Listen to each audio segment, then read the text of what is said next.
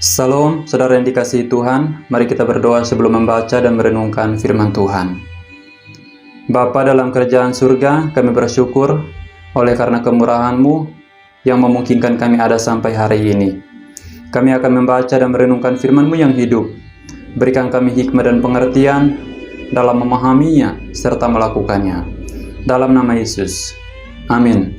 Firman Tuhan dari Yohanes pasal 3 ayat 3. Yesus menjawab katanya, "Aku berkata kepadamu, sesungguhnya jika seorang tidak dilahirkan kembali, ia tidak dapat melihat kerajaan Allah." Tema renungan kita hari ini, pentingnya lahir baru. Bapak, Ibu, Saudara yang dikasihi Tuhan, ada beberapa istilah yang sering kali dipakai, yaitu lahir baru, lahir dari atas, lahir dari roh, atau lahir secara rohani. Semua istilah ini adalah syarat mutlak ketika seseorang hidup bergaul dengan Allah. Tentu saja karena Allah yang telah berinisiatif memulainya untuk menjalin hubungan dengan kita. Seorang yang berdosa, yang seharusnya dimurkai oleh Allah, tidak ada sesuatu pun yang baik, tetapi menjadi objek keinginan Tuhan untuk berelasi dengan kita. Inilah yang disebut dengan kasih karunia Tuhan. Alasan kedatangan Yesus ke dalam dunia menjadi sama dengan manusia, mati di kayu salib, adalah untuk memperbaiki hubungan yang rusak antara Allah dengan manusia. Maka yang paling terpenting dalam menjalani kehidupan kita adalah memberikan respon yang tepat terhadap kasih karunia Tuhan melalui kelahiran baru. Saudara yang dikasihi Tuhan, kita akan belajar dari seorang Farisi, pemimpin agama Yahudi dan pengajar Israel yang bernama Nikodemus. Ia bertanya kepada Yesus, bagaimana caranya masuk ke dalam kerajaan sorga? Atau lebih sederhananya, bagaimana agar seseorang bisa memiliki relasi yang baik dengan Tuhan, bersahabat dengan Tuhan, bahkan hingga sampai ke dalam kekekalan.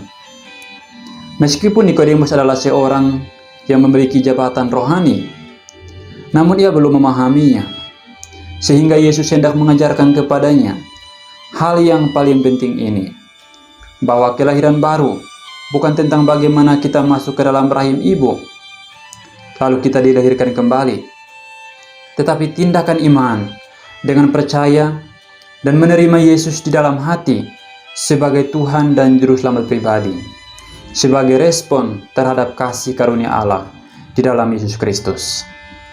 Saudara yang dikasihi Tuhan, lahir baru menjadi sebuah titik balik seseorang dari kehidupan yang lama kepada kehidupan baru di dalam Yesus. Dalam bahasa Yunani memakai kata metanoia yang berarti berpaling atau berbalik 180 derajat.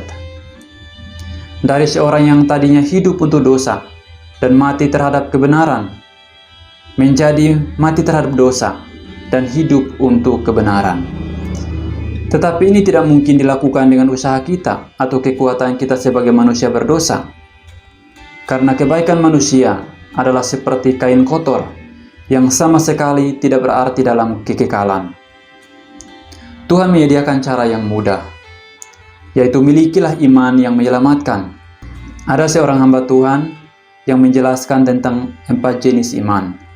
Yang pertama, iman historis, karena seseorang terlahir sebagai orang Kristen, dari keluarga Kristen. Yang kedua, iman sementara, yang hanya menyentuh perasaan secara emosional saja. Yang ketiga, iman mujizat. Jenis iman ini banyak dimiliki oleh orang Kristen masa kini, yaitu mempercayai Tuhan hanya untuk mendapatkan jawaban atas permasalahan, atas persoalan dalam hidupnya. Dan lihatlah bahwa ketiga jenis iman ini tidak dosa, namun tidak menyelamatkan. Seharusnya seorang memiliki jenis iman yang keempat, yaitu percaya bahwa Yesus adalah Tuhan dan menerima Dia dalam hati sebagai Tuhan dan Juru Selamat pribadi. Saudara yang dikasihi Tuhan, apakah saudara seorang Kristen sejak lahir? Atau bahkan seperti Nikodemus yang memiliki jabatan rohani dalam pelayanan? saudara tetap harus meresponi kasih karunia Allah di dalam Yesus melalui kelahiran baru. Karena ini merupakan syarat mutlak seorang dapat hidup bergaul dengan Allah. Satu-satunya jalan yang disediakan oleh Allah agar seseorang berjalan dengan Allah selama ia ada di dunia, hingga sampai ke dalam kerajaan sorga pada suatu kelak nanti. Mari kita berdoa. Tuhan, terima kasih, kami bersyukur untuk firman-Mu, bahwa melalui kelahiran baru kami dapat berelasi dengan Tuhan, memiliki hubungan yang baik dengan Allah selama kami ada di dalam dunia. Bahkan melalui kelahiran baru yang membawa kami sampai ke dalam kekekalan, hidup bersama dengan Allah selama-lamanya. Terima kasih ya Tuhan, sekalipun saat ini kami berada dalam masa-masa yang sulit, kesulitan dalam keluarga, kesulitan dalam pekerjaan, kesulitan dalam pelayanan, kesulitan dalam studi, dan masih banyak hal lagi. Namun kami percaya bahwa jika kami sudah mengalami kelahiran baru, kami tetap akan berjalan bersama dengan Tuhan dalam kesulitan, dan kelak nanti kami akan bersama-sama dengan Allah dalam kerajaan surga. Terima kasih untuk firman-Mu. Dalam nama Yesus Kristus Tuhan, kami bersyukur dan berdoa. Amin. Demikian renungan hari ini. Tuhan Yesus memberkati.